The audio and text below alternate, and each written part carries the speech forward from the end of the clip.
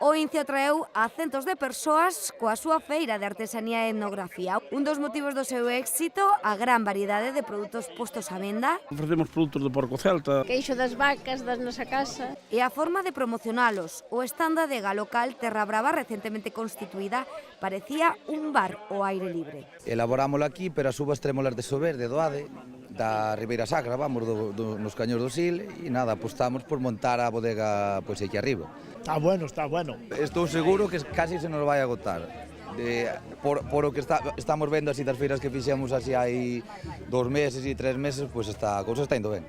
Outros, como este grupo de mulleres da capital, botaron man das técnicas tradicionais e achegaron os seus produtos directamente á xente. Como ves, temos fabas, temos tomates, temos cherry, temos mazás, temos allos, cebolas, temos de todo. Ademais dos produtos que gañan polo padar, nesta quinta edición da feira dedicada á madeira e á cestaría, abundaron os postos de artesanía. Este posto de ferramentas e aparellos antigos suscitou o interese de moita xente. Isto é unha máquina de facer sopa, que por aquí se metía a masa, ten un sinfín, dabaslle voltas, e por aquí, nestes buraquiños, salía a sopa. Recordar é non sentirse avergonzado do que nos pasou, porque se non houbera sido eso sería moito peor.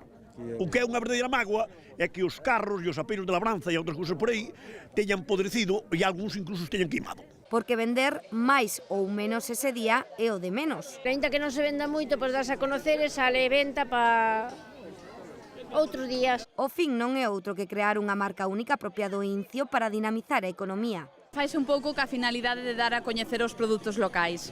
O primeiro ano empezamos así moi suavemente co porco celta, pero agora pois xa temos o viño da Terra Brava, temos os queixos de veigaría, temos o pan do Incio, entonces, bueno, xa cada vez hai máis produtores autóctonos aquí da zona que aproveitan a feira para dar a coñecer os seus produtos e tamén a modo de promoción do noso concello. O Centro de Artesanía e Deseño da Deputación colaborou nesta cita con demostracións en vivo de varias artesáns da pedra e madeira. Ademais, cedeu para a ocasión unha colección de traxes tradicionais exposta na sala multiusos.